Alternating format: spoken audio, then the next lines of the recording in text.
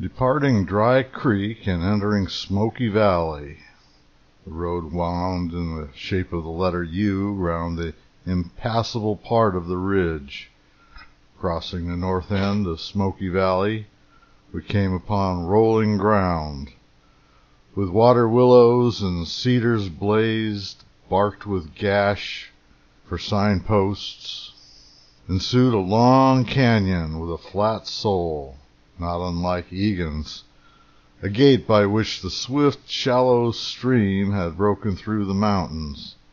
In places it was apparently a cul-de-sac.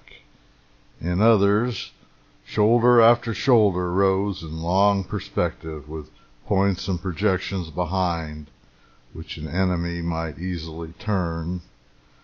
The granite walls were of cyclopean form, with regular lines of cleavage, as in the Rattlesnake Hills, which gave a false air of stratification. The road was a mere path along and across the rivulet bed, and the lower slopes were garnished with pepper grass and the everlasting bunch grass, so truly characteristic of the Basin State. Above us, in a pellucid sky, towered the eagle in his pride of place. The rabbit ran before us from the thicket. The ground squirrel cached himself in the sage-bush, and where distance appeared, smokes upcurling in slow, heavy masses, told us that man was not far distant. The second divide, more abrupt than the former, placed us in sight of Simpson's Park. And such a park! A circlet of tawny stubble embosomed in sage-grown hills. The higher or lookout and others, without other tree but the deformed cedars. The bottom is notorious for cold. It freezes even in June and July, and our night was, as may be imagined, none of the pleasantest. Twain notes, on the 17th day we passed the highest mountain peaks we had yet seen, and although the day was very warm, the night that followed upon its heels was wintry cold, and blankets were next to useless.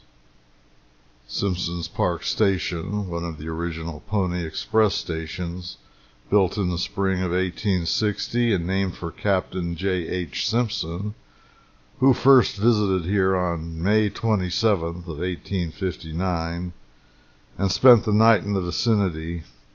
Simpson Park was probably used by the Overland Mail and Stage Line from July 1861 to 1862 or 1863, when the run was changed to go through Austin.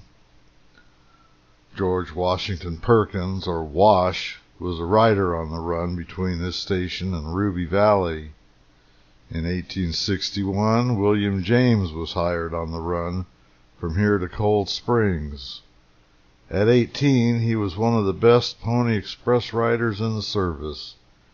He rode only 60 miles each way, but covered his round trip of 120 miles in 12 hours, including all stops. He always rode California mustangs, using 5 of these animals each way.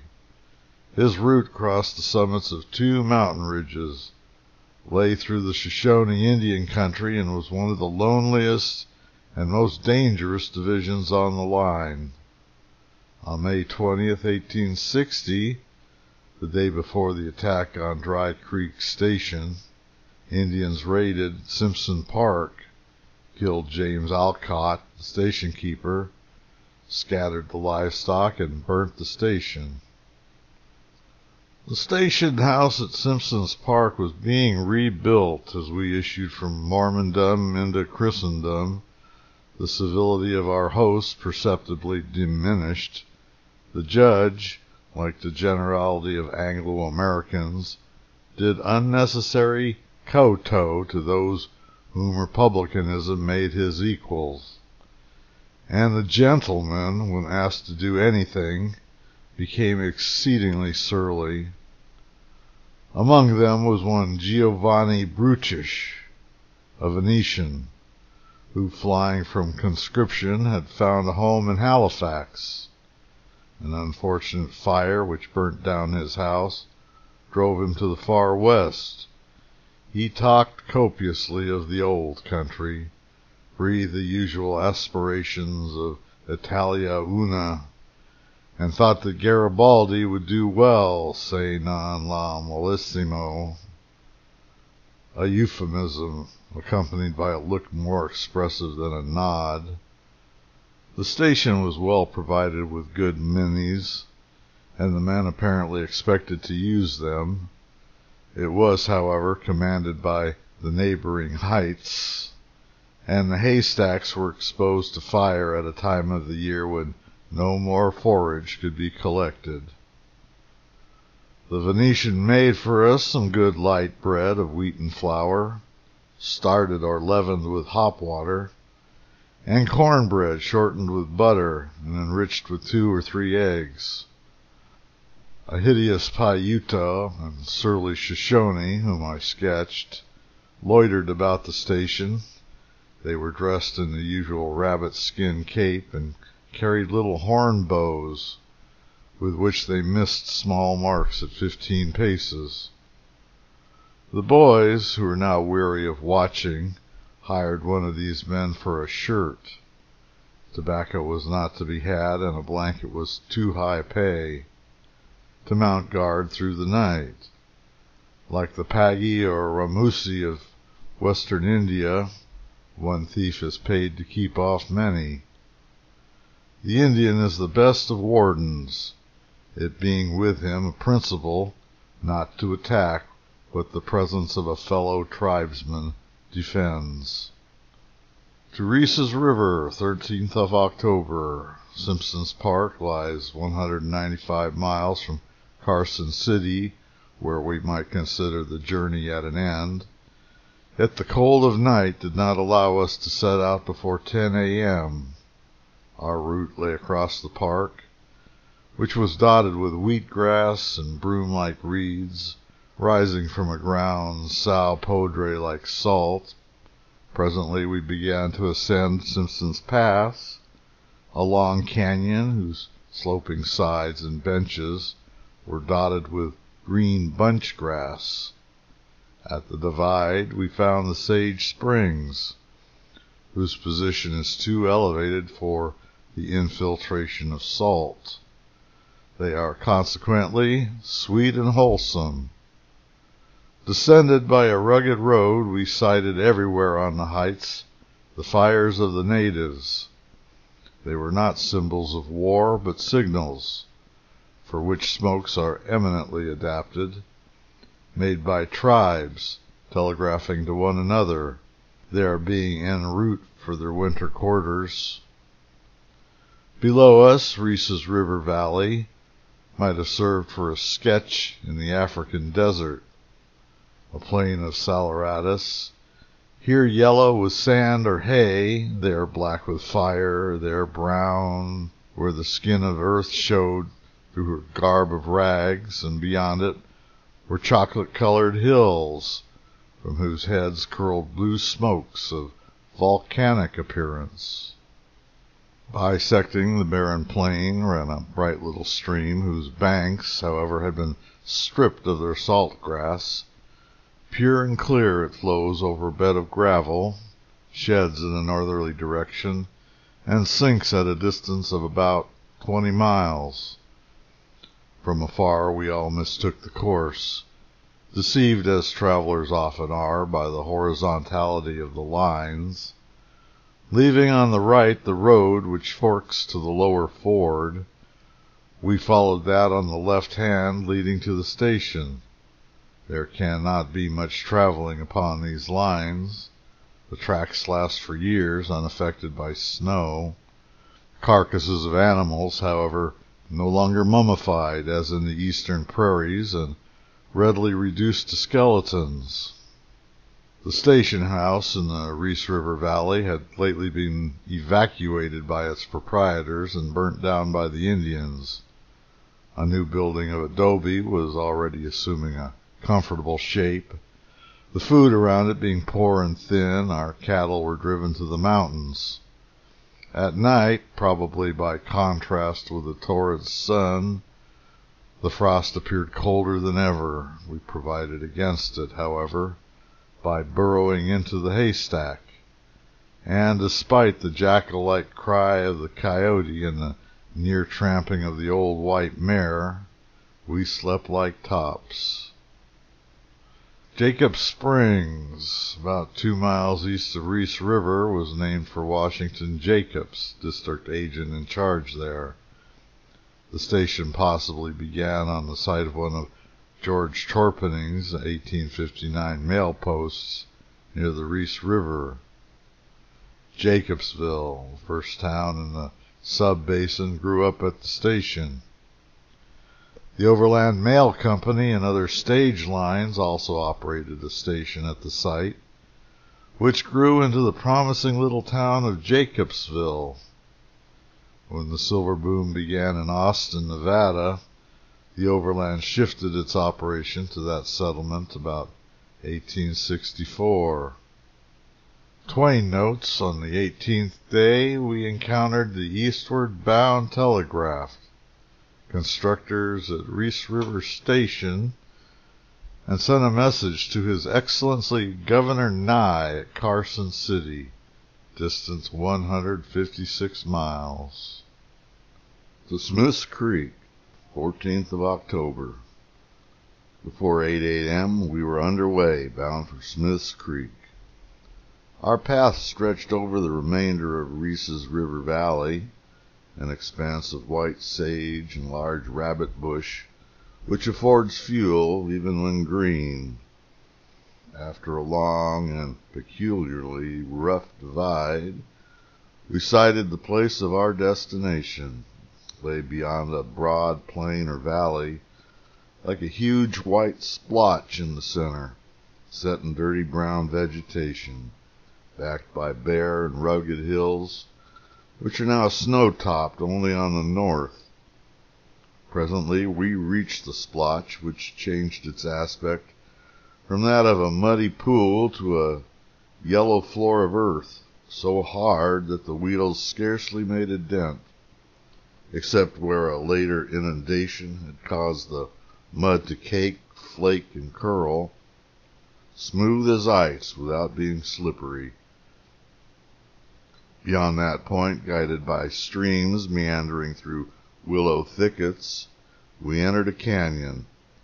All are now weary of that name, and presently sighted the station deep in a hollow. It had a good stone corral and the usual haystack, which fires on the hilltops seemed to menace. Among the station folks we found 2 New Yorkers, a Belfast man, and a tawny Mexican named Anton, who had passed his life riding the San Bernardino Road. The house was unusually neat and displayed even signs of decoration in the adornment of the bunks, with osier work taken from the neighboring creek. We are now in the lands of the Paiute, and rarely fail to meet a party on the road. They at once proposed to swap and readily exchange pine nuts for white grub, i.e. biscuits. I observed, however, that none of the natives were allowed to enter the station house, whereas in other places, especially among the Mormons, the savages squeezed themselves into the room, took the best seats near the fire, and never showed a symptom of moving. Smith's Creek. Remains of this station are on the present-day Smith Creek Ranch, located 14 miles of State Highway 2 on the east side of the Desatoya Mountains.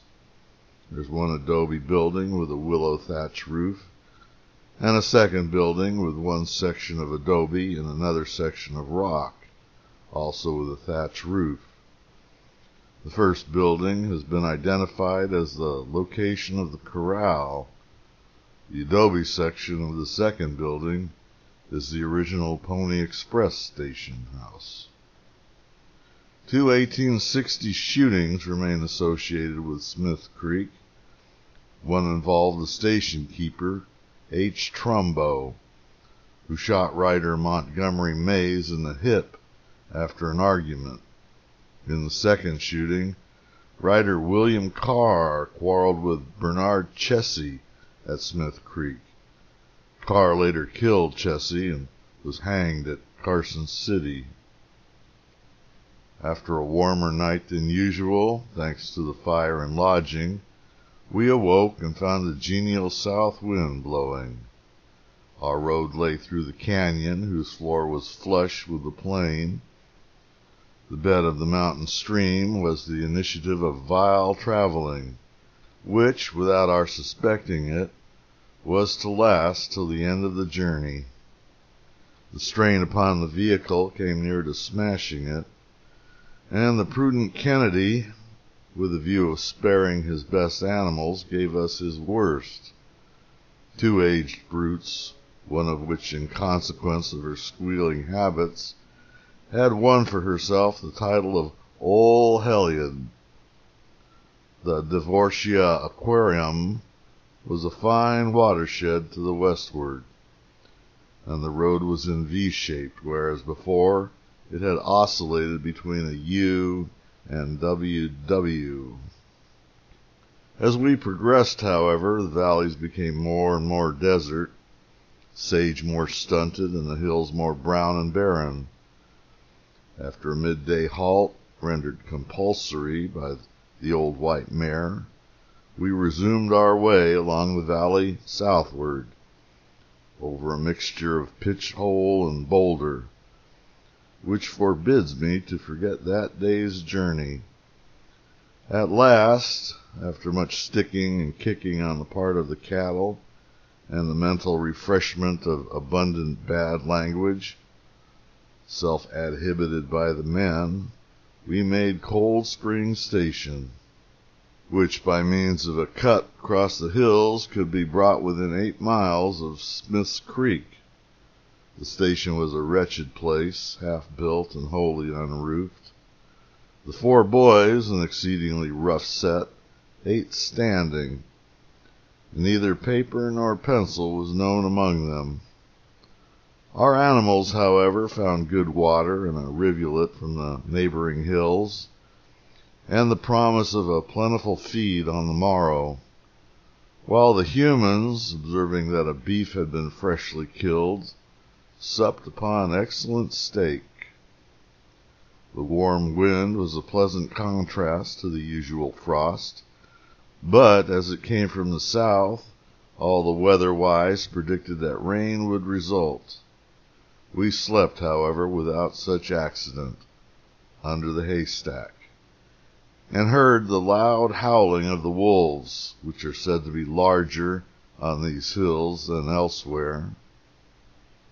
Cold Springs. In March of 1860, the station was built by Superintendent Bolivar Roberts, J.G. Kelly, and others. It was put to use by the Pony Express in early April. Jim McNaughton was the station keeper at Cold Springs until he became a rider.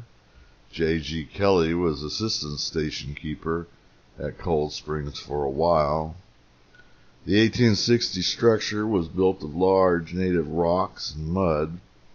It was a large station, measuring 116 feet by 51 feet.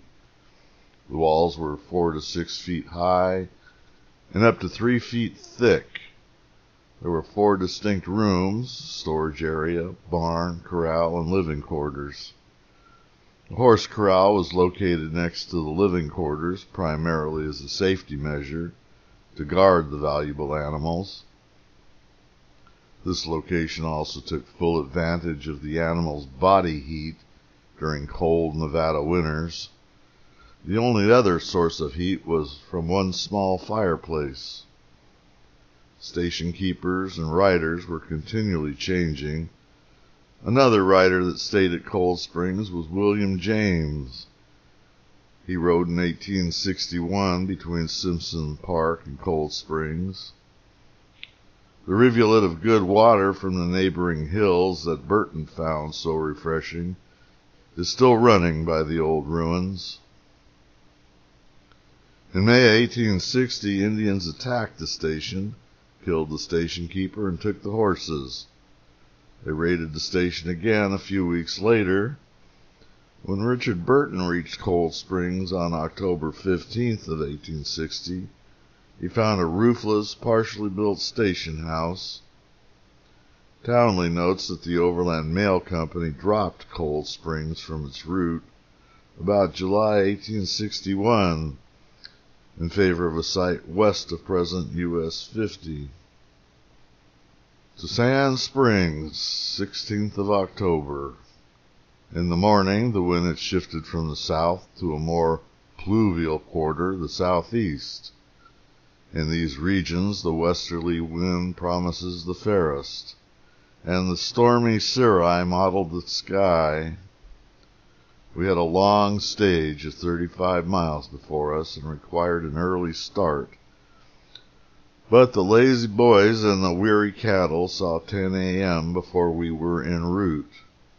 Simpson's Road lay to our south. We could, however, sight about 2 miles distant from the station the easternmost formation, which he calls Gibraltar Gate. For the first 3 miles, our way was exceedingly rough. It gradually improved upon a plain cut with nullahs and overgrown with chaparral, which concealed a few burrowing hares. The animals are rare. During the snow, they are said to tread in one another's trails after Indian fashion, yet the huntsman easily follows them. After 8 miles, we passed a spring, and 2 miles beyond it came to the Middle Gate, where we halted from noon till 5:15 p.m. Water was found in the bed of a river, which fills like a mill dam after rain, and a plentiful supply of bunch grass, whose dark seeds it was difficult to husk out of the oat like capsules. We spent our halt in practicing what Sorrentines call l'acacia de Ragusi, and in vain attempts to walk around the uncommonly wary hawks, crows, and wolves. Middlegate, the site location is unknown. There are 2 likely areas for this station.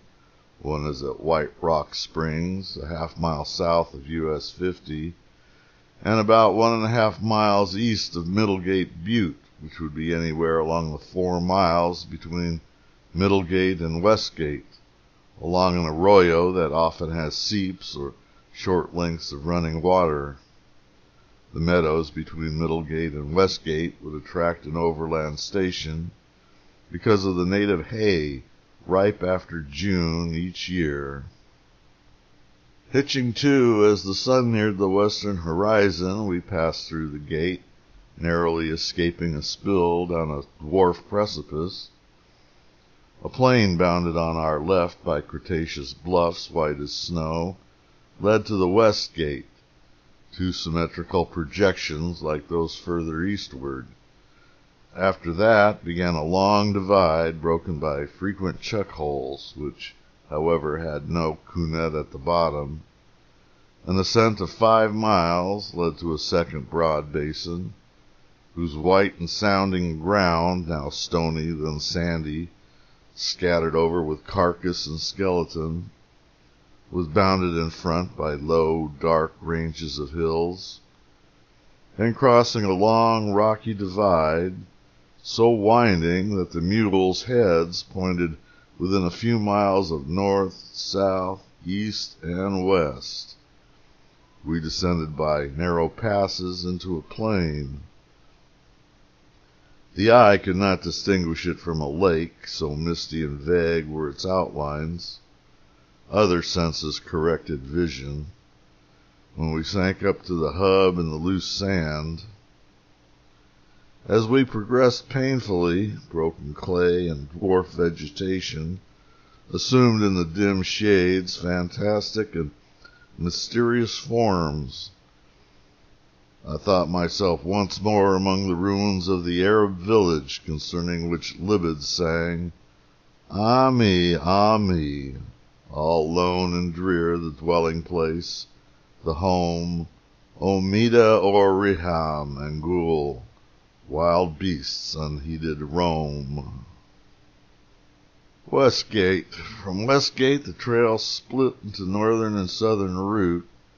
Pony riders used the southern route, which continued on a relatively straight course through Sand Springs, Carson Sink, Hooten Wells, Bucklands, and Fort Churchill until sometime between March and July of 1861. After these months, the Overland Mail Company added a route which ran northwest of the old pony trail and included such news stations as Fairview, Mountain Well, Stillwater, Old River, Ragtown, and Desert Wells. Stagecoaches could travel more easily along the northern route, and riders may or may not have switched to the new trail during the waning months of the Pony Express. The two routes joined again near Miller's or Reed's Station. Tired out and cramped with cold, we were torpid with what the Bedouin calls El Raquel, La Règle du Désert, when part of the brain sleeps while the rest is wide awake. At last, about 2:30 a.m., thoroughly knocked up, a phrase which I should advise the Englishman to eschew in the society of the fair Colombian, we sighted a roofless shed, found a haystack, and, reckless of supper or stamping horses, fell asleep upon the sand. Note, it is likely that at some point near here, Burton's and Twain's route diverge. We know Twain passed through Ragtown, which would have required the northern route, and Burton proceeded westward to Carson Sink Station, Fort Churchill, before reaching Carson City.